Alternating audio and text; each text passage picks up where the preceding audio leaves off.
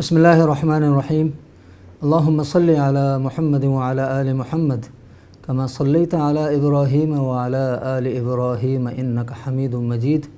اللہم بارک علی محمد وعلی آل محمد کما بارکت علی ابراہیم وعلی آل ابراہیم انک حمید مجید۔ میڈیا ٹاک کے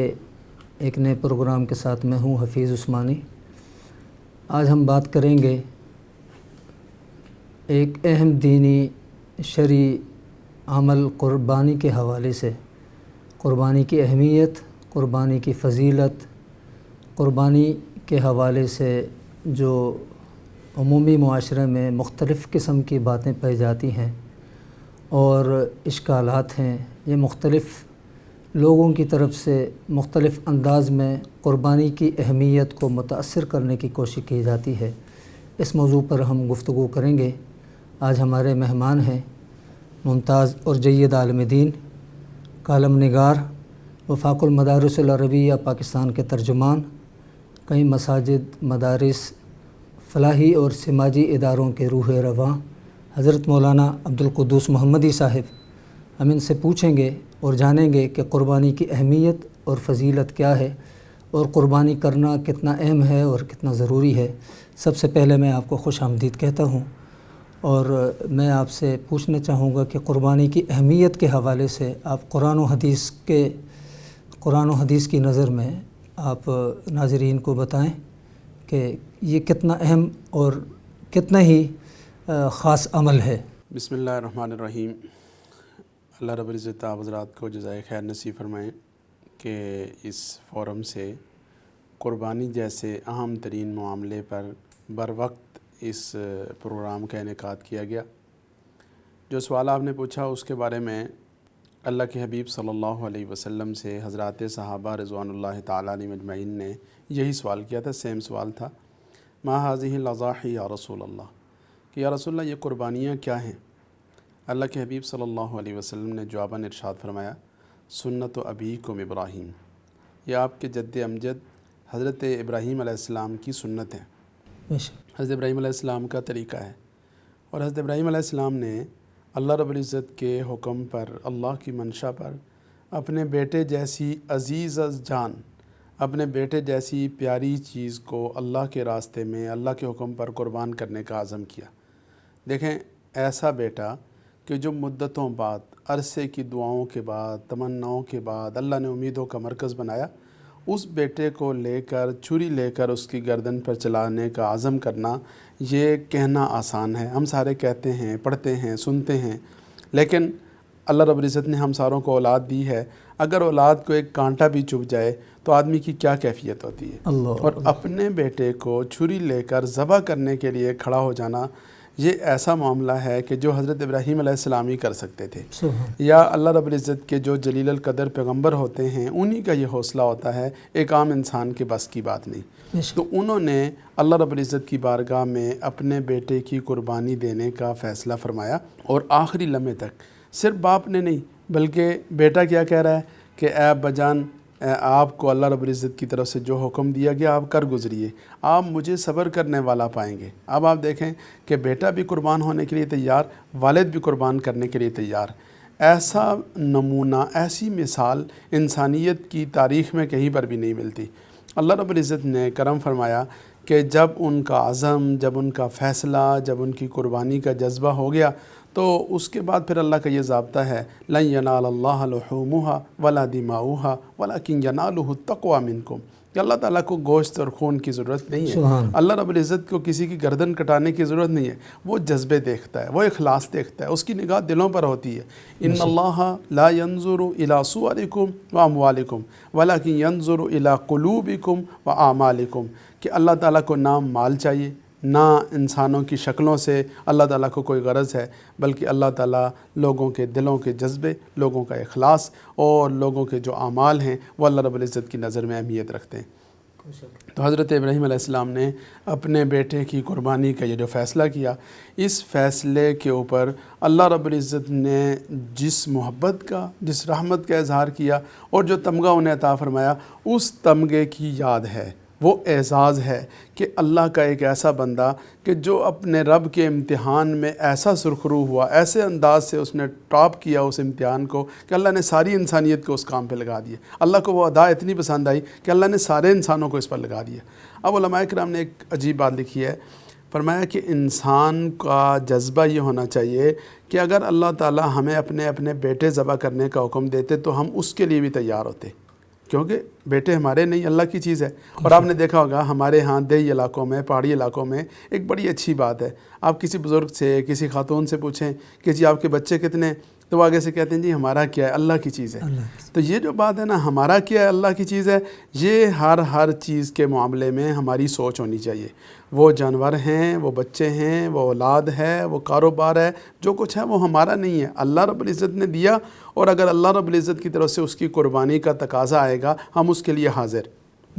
تو اللہ رب العزت نے حضرت ابراہیم علیہ السلام کی اس قربانی کے اوپر ان سے جنت سے ان کے لیے مینڈا بھیج کر اس کو ذبح کروایا، اور پھر اس کے بعد باقی انسانوں سے کہا کہ آپ نے جانور ذبح کرنا ہے۔ لیکن بعض حضرات نے یہ لکھا کہ اللہ تعالیٰ بیٹا ذبح کرنے کا حضرت ابراہیم علیہ السلام کو بھی اجر نصیب فرمائیں گے، اور سارے کے سارے انسانوں کو جو قربانی کریں گے اللہ اتنا بڑا اجر نصیب فرمائیں گے۔ تو یہ پہلی بات جو اللہ کے حبیب صلی اللہ علیہ وسلم نے ارشاد فرمائی، سنت ابیکم ابراہیم، آپ کے والد حضرت ابراہیم علیہ السلام کی سنت ہے۔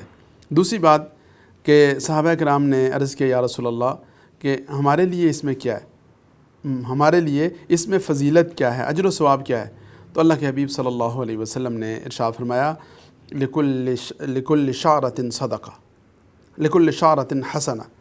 کہ ہر ایک بال کے بدلے میں ایک نیکی ہے۔ جو جانور ذبح کیا اس کے جتنے بال ہیں ہر بال کے اوپر اللہ نیکی عطا فرماتے ہیں۔ جب جانور کا بال گنا نہیں جا سکتا، آدمی اس کی تعداد کا اندازہ نہیں کر سکتا، تو معلوم یہ ہوا کہ قربانی کرنے والے کے لیے اللہ رب العزت کی طرف سے اتنی نیکیاں ہیں، اتنا اجر و ثواب ہے کہ کوئی انسان اس کا اندازہ نہیں لگا سکتا، اس کا حساب کتاب نہیں کر سکتا۔ پھر دیکھیں صحابہ کرام کو اللہ تعالیٰ اپنی شان کے مطابق جزائے خیر نصیب فرمائیں، اور ان پر کروڑوں دفعہ اللہ کی رحمتیں نازل ہوں۔ عرض کہ یا رسول اللہ صلی اللہ علیہ وسلم، مصحوف یعنی جو اس کی اون ہے اس کا کیا معاملہ ہے؟ تو اللہ کے نبی صلی اللہ علیہ وسلم نے ارشاد فرمایا کہ اون کا جو ایک ایک ریشہ ہے، اون کا جو ایک ایک بال ہے، اس بال کے بدلے میں اللہ رب العزت کی طرف سے نیکی ہے، اس کے بدلے میں اللہ رب العزت کی طرف سے اجر و ثواب ہے۔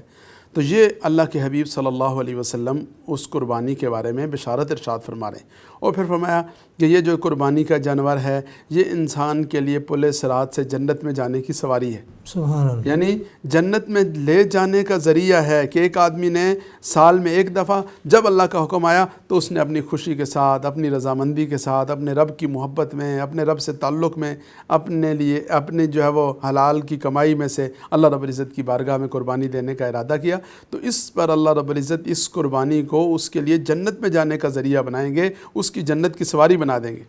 اب آپ دیکھیں کہ کتنا بڑا اعزاز ہے اور کتنے بڑے انعام والی بات ہے کہ اللہ تعالیٰ نے اس قربانی کو اپنی رحمت والا معاملہ فرمایا اور اس کے لیے جنت میں جانے کا ذریعہ بنا دیا۔ اور پھر رسول اللہ صلی اللہ علیہ وسلم نے اس بارے میں خبردار بھی فرمایا کہ اگر کوئی آدمی گنجائش ہونے کے باوجود قربانی نہیں کرتا تو اسے پھر ہماری عیدگاہ میں آنے کا اور ہمارا حصہ بننے کا کوئی حق حاصل نہیں۔ یہ گنجائش بھی بتا دیں کتنا مطلب نصاب کتنا ہے یا اس کے لیے کیا طریقہ کار ہے؟ دیکھیں جی،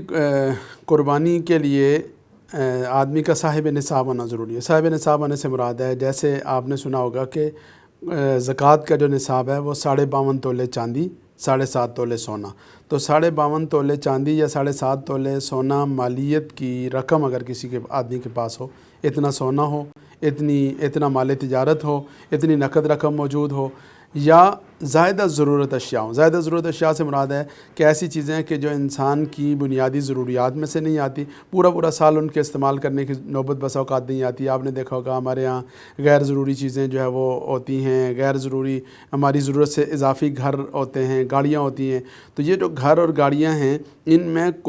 زکوٰۃ تو نہیں ہے، یعنی زکوٰۃ تب آئے گی کہ جب گھر یا گاڑی آپ نے بیچنے کی نیت سے رکھا ہوا ہے۔ اگر وہ تجارت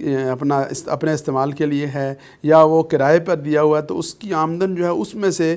زکوٰۃ ادا کرنی پڑے گی۔ لیکن جو قربانی کا معاملہ ہے، قربانی کے معاملے میں وہ 4 چیزیں جو زکوٰۃ کا نصاب ہیں، یعنی 7.5 تولے سونا، 52.5 تولے چاندی، اتنی مالیت کی نقد رقم یا اتنی مالیت کا مال تجارت، اور 5ویں چیز قربانی کے معاملے میں یہ ہے کہ زائدہ ضرورت جو اشیاء ہیں ان کی مالیت بھی اگر اس جو مقدار ہے،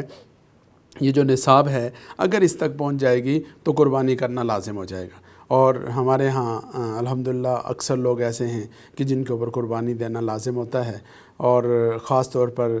خواتین کا معاملہ ہے، گھر کے افراد کا معاملہ ہے، تو یہ والی بات نہیں ہے کہ خاندان کا سربراہ کر لے تو سب کی طرف سے قربانی، مطلب ان میں خواتین کو اپنا الگ کرنا پڑے گا اگر وہ صاحب نصاب جی، اگر وہ صاحب نصاب ہیں، ماشاءاللہ ان کے پاس زیور ہوتا ہے، یا آج کل آپ نے دیکھا ہوگا کہ بچت ساری کی ساری عورت کے پاس ہوتی ہے، یعنی جو وزیر خزانہ جو ہیں وہ خواتین ہوتی ہیں، تو ماشاءاللہ ان کے پاس اللہ کرتا ہے کسی نہ کسی شکل میں انہوں نے بچا کے رکھا ہوتا ہے، یا انہوں نے کمیٹیاں ڈالی ہوتی ہیں، یا جو بھی سلیقہ شعار خواتین ہوتی ہیں۔ آپ نے دیکھا ہوگا کہ جو گھر بنتے ہیں نا وہ عورت کی وجہ سے بنتے ہیں، عورت کی بچت کے ذریعے سے، اس کی قناعت کے ذریعے سے، اس کی کفایت شعاری کے ذریعے سے۔ تو جیسے ماشاءاللہ وہ باقی ہر چیز کا اہتمام کرتی ہیں اور ان کی ہر فرمائش پوری کرنے کا مرد اہتمام کرتے ہیں، الحمدللہ یہ ہمارے دین کا بھی حسن ہے، ہماری مشرق کی روایات کا بھی حسن ہے۔ تو ایسے ہی ہم قربانی کے معاملات خواتین کو سمجھائیں، اپنے بچوں کو سمجھائیں، اپنے نوجوانوں کو سمجھائیں۔ اللہ رب العزت نے جس چیز کو روزگار عطا فرمایا، اللہ رب العزت نے جس چیز کو مالی گنجائش عطا فرمائی ہے، اسے چاہیے کہ سال میں ایک موقع ہے وہ اپنی طرف سے قربانی کرنے کا اہتمام کرے۔ اب یہ نصاب جو آپ نے بتایا 7.5 تولے سونا، 52 تولے چاندی وغیرہ، یہ سب کا الگ الگ پورا ہونا ضروری ہے، یا یہ سب کو ملا کر بھی ایک کی مقدار ہو، یا اس کا کوئی آپ روپے کی قدر میں کچھ بتا سکتے ہیں؟ جی دیکھیں، جو معاملہ ہے الگ الگ ہونے کا وہ تب ہے کہ جب صرف سونا ہے، یعنی اگر سونے کے علاوہ پیسے نہیں ہیں تو تب سونا 7.5 تولے ہوگا تو تب زکوٰۃ یا قربانی لازم ہوگی۔ لیکن ایک آدمی ایسا ہے جس کے پاس پیسے بھی ہیں، چاندی بھی ہے، سونا بھی ہے، مال تجارت بھی ہے، زائدہ ضرورت اشیاء بھی ہیں، تو مکس نصاب ہے۔ جب مکس نصاب ہے تو اس کی جو مجموعی مالیت ہے وہ مجموعی مالیت دیکھی جائے گی، اگر وہ نصاب کے بقدر ہو جائے گی تو اس پر زکوٰۃ آئے گی۔ جیسے ابھی اس سال بینک کی طرف سے جو رقم کی طرف ہی آ رہا ہوں کہ بینک والوں کی طرف سے جو 52.5 تولے چاندی کی مالیت ہے وہ غالباً 44,000 یا 46,000، مجھے ایگزیکٹ اس کا فگر یاد نہیں، لیکن تقریباً اس کے راؤنڈ اباؤٹ ہی تھی، اس کا اعلان کیا گیا۔ اب یہ جو بڑی عید ہے، یعنی عید الاضحیٰ ہے، اس موقع پر معلوم کر لیا جائے کسی بھی سونے کا کام کرنے والوں سے کہ 52.5 تولے چاندی کی مالیت کتنی بنے گی۔ اب ڈالر کا ریٹ میں بھی فرق پڑا، باقی چیزیں بھی ہوئیں، تو اب مجھے اس وقت اندازہ نہیں کہ اس کا یعنی ایگزیکٹ فگر ہے کیا، لیکن یہ معلوم کر لیا جائے کہ وہ کتنا بنتا ہے۔ اتنی مالیت کی رقم یا اتنی مالیت کی ان چیزوں میں سے اگر وہ چیزیں موجود ہوں گی تو قربانی کرنا لازم ہوگا۔ اسی طرح عشرہ ذی الحجہ ابھی شروع ہونے جا رہا ہے، تو عشرہ ذی الحجہ سے پہلے بھی قربانی کرنے والے کے لیے کچھ مستحب اعمال ہیں یا احکامات ہیں، وہ بھی آپ اگر بتا دیں۔ جی، عشرہ ذی الحجہ میں یہ حکم ہے، یہ مسنون ہے کہ جو قربانی کرنے کا ارادہ رکھتا ہے وہ اپنے بال نہ ترشوائے، وہ اپنے ناخن نہ تراشے۔ یہ اس لیے کہ یہ جو عشرہ ذی الحجہ نا، یہ ایک ایسا عشرہ ہے کہ جس میں بہت بڑے بڑے اعمال ہیں۔ حج اس میں ہے، یوم عرفہ اس میں ہے، قربانی اس میں ہے، اس طرح حاجی حضرات کا منا اور عرفات اور وہاں کے جو اعمال مزدلفہ میں جانا، یہ سب کا سب اس عشرہ ذی الحجہ یوم عرفہ کا روزہ بھی یوم عرفہ کے روزے کی طرف آتے ہیں۔ تو یہ جو 10 دن ہیں، ان 10 دنوں کے بارے میں بہت فضیلت آئی ہے، اور بہت اس کے بارے میں یہ ہے کہ اگر اہتمام ہو سکے تو اس کے سب دنوں کے روزے رکھنے چاہیے، لیکن اگر سب کے نہ رکھ سکیں تو کم از کم یوم عرفہ کے دن کا روزہ رکھنے کا اہتمام ہو۔ فرمایا کہ یہ 1 سال کے روزے رکھنے کے برابر اللہ تعالیٰ ایک روزہ، اور فرمایا کہ یہ ایک روزہ ایسا ہے، یوم عرفہ 9 ذی الحجہ کو، جی 9 ذی الحجہ کو یوم عرفہ کہتے ہیں، اور یعنی یوم عرفہ سے مراد جس دن حاجی حضرات اپنے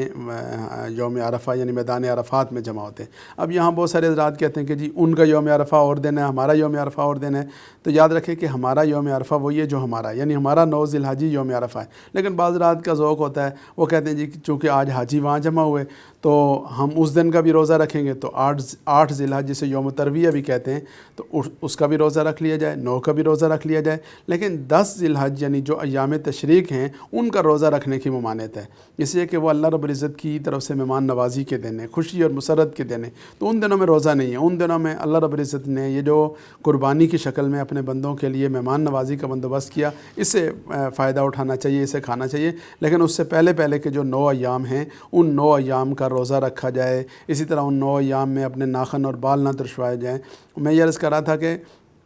چونکہ حاجی حضرات کے لیے احرام کی پابندی ہے، حاجی حضرات کے لیے جتنا زیادہ وہ یعنی پراگندہ حالت میں رہیں گے اور جو ہے وہ گرد و غبار میں اٹے ہوں گے، اللہ تعالیٰ کو اتنا ان پر پیار آئے گا۔ تو یہ جو حضرات یہاں پر موجود ہیں جو اگرچہ حج کے لیے نہیں جا سکے لیکن کسی شکل میں ان کے ساتھ جو ان کی نسبت ہو جائے گی، تو یہ نسبت ایسی ہے کہ جو اللہ رب العزت کی بارگاہ میں یا اللہ رب العزت کی طرف سے کی رحمت کے حصول کا ذریعہ ہے۔ تو اس لیے اس طرح کے کچھ اعمال ہیں جن کا عشرہ ذی الحج میں اہتمام کرنا چاہیے۔ یہ ایام تشریق آپ کہہ رہے تھے کہ جن ایام میں نماز کے بعد تکبیرات پڑھی جاتی ہیں وہ ایام تشریق ہیں؟ جی وہ ایام تشریق ہیں جن میں تکبیرات پڑھی جاتی ہیں، لیکن اس ایام تشریق کی تھوڑی سی تفصیل ہے کہ چونکہ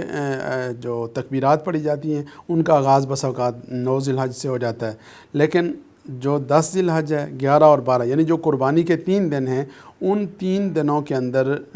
جو ہے وہ اپنا روزہ رکھنے کی ممانعت ہے۔ اس کے علاوہ جو باقی دن ہیں اس میں رکھ سکتے ہیں۔ تو یعنی صرف یہ والی بات نہیں کہی جا سکتی کہ جو تکبیرات پڑھنے کے دن ہیں ان دنوں میں روزہ نہیں رکھنا، بلکہ 10 ذی الحج جو قربانی کا دن ہے اور 11 اور 12 ان 3 دنوں میں روزہ رکھنے کی ممانعت ہے۔ اچھا، ایک مولانا صاحب یہ بتائیے گا کہ بہت سارے لوگ جو ہے قربانی کے اس عمل کے اوپر اعتراض کرتے ہیں اور اس کے حوالے سے وہ کہتے ہیں کہ جی کہ آپ اتنے ہی پیسے کسی غریب کو دے دیں، یتیم کو دے دیں، اور قربانی کیا ہے، یہ تو صرف گوشت ہے، یہ صرف یہ عمل ہے، مختلف قسم کی باتیں کرتے ہیں۔ اس حوالے سے آپ دیکھیں جی، بات یہ ہے کہ یہ قربانی ایک پیغام ہے، ایک درس ہے، ایک سبق ہے، اس کے اندر انفاق فی سبیل اللہ بھی ہے، اس کے اندر اللہ کی رضا کے لیے اپنی محبوب چیز کو قربان کرنا بھی ہے۔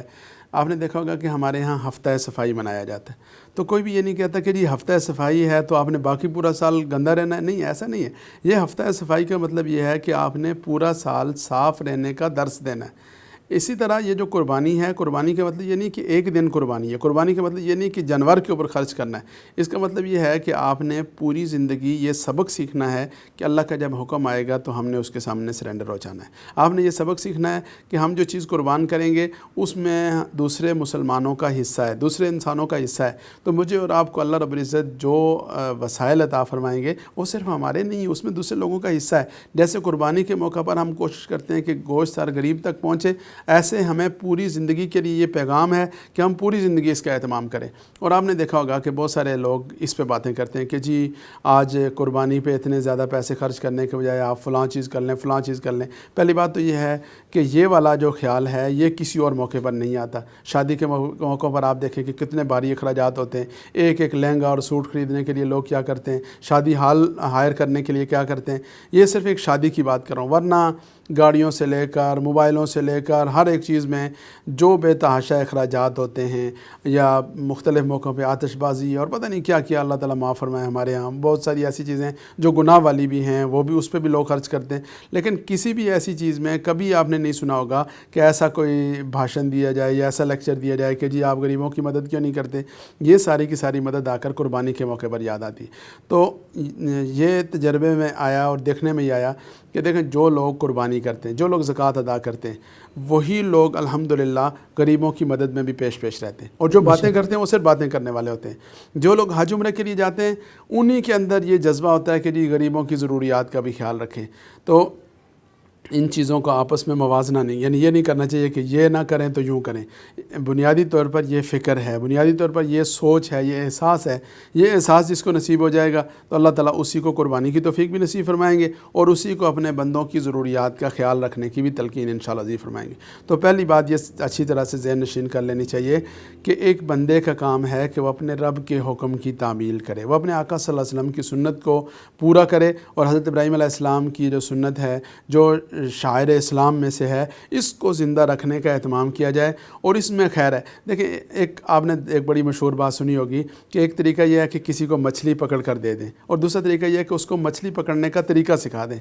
تو یہ جو بات ہے کہ جی آپ لوگوں کو دیں، اس میں کیا ہے، مچھلی پکڑ کر دینے والی بات ہے۔ لیکن قربانی ایک ایسا عمل ہے کہ آپ دیکھیں کہ جانور کے پالنے سے لے کر، سنبھالنے سے لے کر، منڈی میں لانے سے لے کر، اس کے ذبح کرنے کے بعد تک کے مراحل ہیں، تو کتنی زیادہ انڈسٹریز اس میں انوالو ہیں۔ یعنی یہ جو لائف سٹاک کا شعبہ ہے، یہ پورے کا پورا قربانی کے دم قدم سے زندہ اور آباد ہے۔ پھر اس کے بعد آپ ٹرانسپورٹیشن کی طرف جائیں تو وہ پورا کا پورا شعبہ اس کے دم سے آباد ہے۔ پھر اس کے بعد آپ بعد میں جو ہے وہ پکانے وغیرہ کے معاملات میں ہوٹلنگ کا پورا شعبہ انوالو ہے۔ پھر جو نقل و حمل کے ذرائع ہیں، یا بے شمار لوگ ایسے ہیں کہ جو قصاب ہیں، ان کو اجرت پہ لیا جاتا ہے۔ پھر جو ضرورت مند لوگ ہیں ان کے لیے کھال دی جاتی ہے، اگرچہ اس کو اب انہوں نے ایسا کر دیا کہ وہ کسی نہ تو غریب کے کسی کام کی رہی ہے اور نہ مدارس کے کسی کام کی رہی ہے۔ تو یہ دراصل ایک ایسی ایکٹیویٹی ہے کہ جس ایکٹیویٹی کے ذریعے سے کروڑوں لوگوں کا رزق اس سے وابستہ ہے۔ کروڑوں لوگ عملی طور پر کوشش کرتے ہیں، کوئی چارہ بیچ رہا ہوگا، کوئی وہ جانوروں بیپاری ہوگا، کوئی بیپاری ہوگا، کوئی ان کے گلے میں پھول ڈالنے کے لیے پھول بیچ رہا ہوگا، کوئی کیا بیچ رہا ہوگا۔ تو آپ دیکھیں کہ جانور کے پالنے سے لے کر سنبھالنے تک، اس کو منڈی لانے تک، اس کی چوکی داری تک، پھر اس کے بعد اس کے گھاس اور چارے تک، پھر اس کو ذبح کرنے والے، پھر اس کو تقسیم کرنے والے، پھر گاڑیاں جو اس میں انوالو ہو رہی ہیں، تو ایک پورے معاشرے کے اندر ایک ایسی ایکٹیویٹی ہے کہ جس کی وجہ سے پیسے کی سرکولیشن ہو جاتی ہے۔ لیکن مسئلہ کیا ہے کہ اس سارے تناظر میں، وسیع تر تناظر میں، اللہ رب العزت کی طرف سے جو ایک موقع ایسا آیا، اس کو پیش نظر ہی نہیں رکھا جاتا۔ اور جو قربانی کی روح ہے، اس روح کو سمجھے بغیر وہ لوگ کہ جو بس ان کا مقصد یہ ہوتا ہے کہ وہ دینی احکامات اور دینی معاملات کے بارے میں وساوس ڈالیں، جیسے شیطان کے بارے میں وسواس الخناس، تو ایسے لوگ ہوتے ہیں کہ جو دینی معاملات میں تو وہ وساوس ڈالنے کی کوشش کرتے ہیں، اور اس کے علاوہ کسی اور موقع پر ان کی نہ ہمدردی جاگتی ہے، نہ غریبوں کے ساتھ ان کا جو تعاون کا جذبہ ہے وہ تازہ ہوتا ہے۔ صرف اور صرف یہ سارا جذبہ یہاں آ کر تازہ ہوتا ہے۔ بلکہ میں نے تو ایک دفعہ حدیث مبارکہ بھی سنی تھی کہ وہ کوئی وعید بھی ہے اس حوالے سے جو لوگ قربانی نہیں کرتے۔ جی، آپ نبی کریم صلی اللہ علیہ وسلم فرمایا کہ وہ ہماری عیدگاہ میں جی، وہ ہماری عیدگاہ میں، وہ ہمارا حصہ نہیں ہے۔ یعنی مطلب یہ اتنی بڑی سخت بات ہے کہ وہ عیدگاہ میں نہ آئیں، کہ کیا مطلب ہے کہ وہ مسلمان معاشرے کے اندر یعنی اس کا حصہ نہ بنے۔ تو کتنی سخت وعید والی بات ہے کہ گنجائش ہونے کے باوجود، وسعت ہونے کے باوجود قربانی نہ کرنا، یہ بہت بڑی وعید والی بات ہے۔ اس لیے اللہ تعالیٰ کا حکم سمجھتے ہوئے اور آقا صلی اللہ علیہ وسلم کا طریقہ سمجھتے ہوئے اس کا اہتمام کرنے کی ضرورت ہے۔ اچھا، دوسرا ایک چیز جو ہے، وہ بہت سارے لوگ تو پورے سال اہتمام کے ساتھ جو ہے نا جانور پالتے ہیں، یہ چھوٹی عید کے بعد سے وہ جانور کو اہتمام کے ساتھ پالتے ہیں اور بڑی محبت سے، شفقت سے جانور رکھتے ہیں، اور اس کے بعد پھر اس کی قربانی کرتے ہیں اور اس کا بڑا خیال اور احترام کرتے ہیں۔ ایک طرف تو یہ عمل ہے کہ میرا خیال آتا ہے یہ تو انتہائی قابل تعریف قدم ہے، اور لوگ ایک اچھا کام کرتے ہیں، اس سے بچوں میں بھی بڑا شعور پیدا ہوتا ہے۔ دوسرے بہت سارے لوگ جو ہیں وہ میرا خیال آتا ہے ریاکاری کے طور پر بہت مہنگے جانور خریدتے ہیں۔ تو کیا قربانی کے حکم میں اس طرح کی چیز ہے کہ کس قدر آدمی اس میں جا سکتا ہے؟ اصل مسئلہ یہ ہو گیا کہ ہمارے ہاں ہر چیز گلیمرائز ہو گئی ہے۔ اس نے کیمرے نے آ کر اور ٹی وی چینلز نے آ کر اور مادیت کی دوڑ نے آ کر نہ چیزوں کو تھوڑا سا اور رنگ دینا شروع کر دیا، اور اس کی وجہ سے بدقسمتی سے ہمارے ایک جانور کا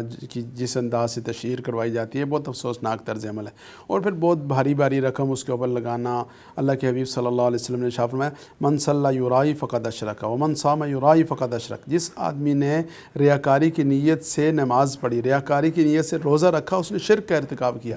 حالانکہ روزہ رکھنا اور نماز پڑھنا کتنا بڑا عمل ہے، لیکن اس کے باوجود رسول اللہ صلی اللہ علیہ وسلم یہ بات ارشاد فرما رہے ہیں، تو معلوم یہ ہوا کہ ریاکاری کی گنجائش نہیں ہے، وہ قربانی میں بھی نہیں ہے۔ تو اس لیے یہ اتنے ایسے مہنگے جانور کے جو لاکھوں میں اور بعض اوقات بہت اس کی بہت زیادہ قیمت لگائی جاتی ہے، پھر اس کی تصاویر اور اس پہ باقاعدہ پیکج بنتے ہیں، سٹوریاں بنتی ہیں، ڈاکومنٹریز بنتی ہیں۔ تو میرا خیال ہے یہ جو طرز عمل ہے، اس موقع پر میڈیا کا کردار کیا ہونا چاہیے؟ دیکھیں، میڈیا کا کردار تو یہ ہونا چاہیے کہ وہ معاشرے کی فلاح و بہبود کے لیے دینی احکامات، دینی مزاج اس کو سامنے لے کر آئے، نہ یہ کہ وہ ایسی چیزوں کو رواج دے یا ایسی چیزوں کو ہائی لائٹ کرے کہ جو چیزیں دین کے مزاج سے انحراف والی ہیں۔ تو تو میڈیا کو بنیادی طور پر دینی احکامات، دینی مزاج اور اسی طرح خاص طور پر جو غریبوں کی ضروریات ہیں ان کو مد نظر رکھنا چاہیے۔ ایک آدمی نے 10 لاکھ کی قربانی کرنی ہے، ایک جانور ذبح کرنا ہے، تو اس کی جگہ وہ 10 ذبح کر لے، تو 10 یعنی جانور ذبح کرنے کے نتیجے میں زیادہ لوگوں تک اس کا گوشت پہنچے گا، ان کی ضروریات پوری ہوں گی، وہ اس کی خوشی میں شامل ہوں گے۔ تو اس لیے تھوڑا سا ہمیں اپنے سوچ کا جو زاویہ ہے اسے درست کرنے کی ضرورت ہے، اور اس زاویے کو شریعت کے مزاج کے ماتحت کرنے کی ضرورت ہے۔ آج ہم نے اپنی منمانی کو، اپنی خواہشات کو، اپنی شوق کو، اس کو دین سمجھ لیا۔ یہ دین نہیں ہے، دین اللہ کی منشا کا نام ہے، دین رسول اللہ صلی اللہ علیہ وسلم کے طریقے کا نام ہے، اور ہم ہر چیز کو جب اس کے تابع کریں گے تب وہ دین ہوگا، ورنہ وہ دین نہیں ہوگا۔ ایک اور پہلو بھی آتا ہے کہ یہ ویسے بھی قربانی تو ایثار اور قربان ہونے کا نام ہے، تو اگر ایک گھر میں 5-7 قربانیاں تو انہیں چاہیے کہ وہ 1-2 قربانیاں گھر میں کر لیں، باقی مستحق لوگوں کو جو ایسے پسماندہ علاقے ہیں ان علاقوں کی طرف روانہ کریں۔ تو یہ عمل کیسا ہے؟ جی دیکھیں، اب تو بہت ساری جگہوں پر ایسا ہونا شروع ہو گیا کہ لوگ ذبح کرتے ہیں اور اس کی رانیں جا کر تو فریج میں سے وہ کر دیتے ہیں، رکھ لیتے ہیں۔ تو مطلب یہ غلط بات ہے۔ آپ کو اللہ رب العزت نے وسائل دیے، آپ انہیں ضرور استعمال کریں، پورا سال استعمال کریں، لیکن یہ دن ایسا ہے کہ جو قربانی کا دن ہے، جو لوگوں کو اپنی خوشیوں میں شامل کرنے کا دن ہے، تو اس دن میں اللہ رب العزت نے موقع اگر دیا تو کوشش یہ ہو جائے کہ وہ گوشت جتنا زیادہ سے زیادہ لوگوں تک پہنچے گا، جتنے زیادہ سے زیادہ لوگوں کو نصیب ہوگا، تو یہ اجر و ثواب کا باعث ہوگا۔ اسی طرح بہت سارے ہمارے یہاں پر ابھی تو شہروں میں یعنی اب سفید پوشی ایسی ہو گئی ہے، مہنگائی کا آپ دیکھیں کہ کیا صورتحال ہے۔ اللہ تعالیٰ ہمارے حکمرانوں کو ہدایت نصیب فرمائے کہ ہم تو اس خوشی میں تھے کہ تبدیلی کے بعد کوئی اچھی تبدیلی آئے گی، یہ تو ہر آدمی کی چیخیں نکال کے رکھ دی۔ تو اس مہنگائی کے دور میں بہت سارے سفید پوش لوگ ایسے ہیں کہ جنہیں گوشت کھانے کو وہ ترس جاتے ہیں۔ تو ضرورت اس امر کی ہے کہ ہم اللہ رب العزت نے جو ہمیں نعمت دی ہے اور قربانی کرنے کا موقع دیا ہے، ہم اس میں زیادہ سے زیادہ لوگوں کو شامل کریں، اور اس موقع پر زیادہ سے زیادہ لوگوں کو شامل کر لیں۔ اس کے بعد پورا سال ہے، اللہ تعالیٰ کی رحمت سے الحمدللہ ہم کھاتے ہیں، استعمال کرتے ہیں چیزیں۔ تو عید کے موقع پر ہم غریبوں کو، ضرورت مندوں کو، سفید پوش لوگوں کو، اپنے اعزاء و اقربا کو صلہ رحمی کا اہتمام وہ ہم قربانی کے ذریعے سے کریں۔ اچھا مولانا صاحب، مختصراً قربانی کے جو مسائل ہیں جانور کی خریداری سے لے کر اس کے ذبح کرنے اور تقسیم کرنے تک، وہ جی یہ تو معروف سی بات ہے۔ پہلی بات یہ ہے کہ جو بڑا جانور ہے اس کی عمر 2 سال ہونی چاہیے،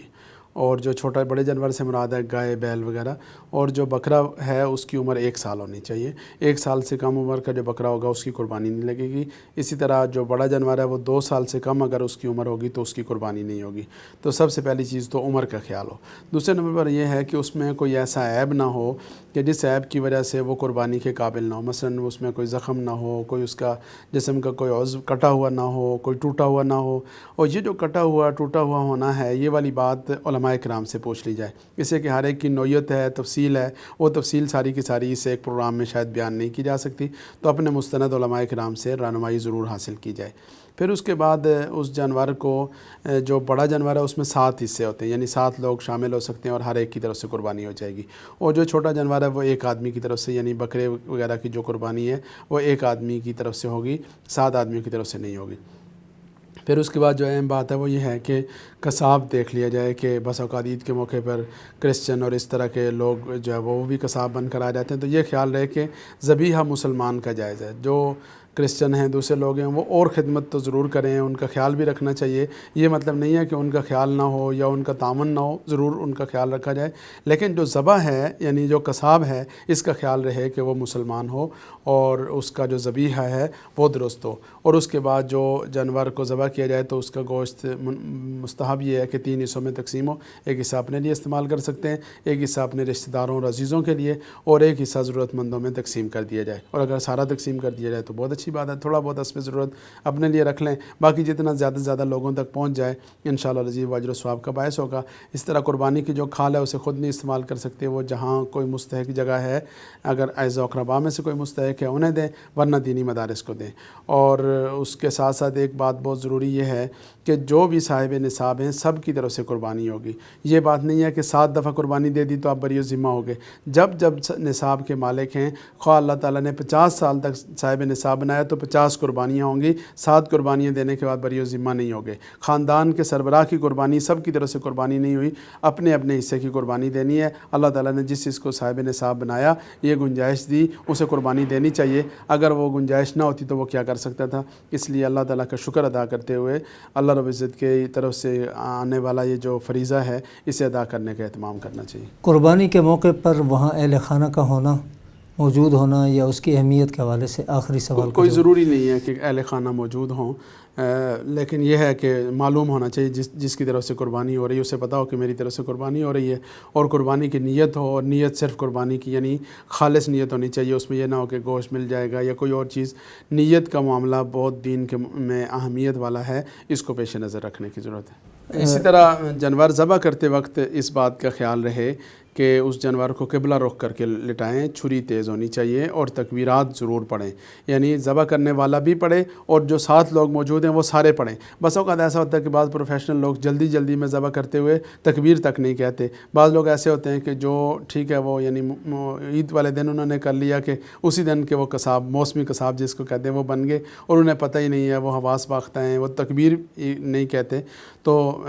بسم اللہ اللہ اکبر پڑھ کے اور پھر جو ہے وہ اس جانور کو ذبح کرنا چاہیے۔ اس تکبیر کے پڑھنے کا اور اس کے کہنے کا اہتمام کرنا چاہیے۔ بہت بہت شکریہ جی۔ یہ تھے مولانا عبدالقدوس محمدی صاحب، آپ نے ان کی گفتگو قربانی کی اہمیت، فضیلت، احکام اور مسائل کے حوالے سے، اور خصوصاً قربانی کے حوالے سے جو معترضین کے اعتراضات ہیں ان کا بہترین آپ نے جواب بھی سنا، اور انہوں نے دینی رہنمائی فرمائی۔ مولانا کا بہت شکریہ، اور آپ تمام ناظرین کا بہت بہت شکریہ۔ السلام علیکم۔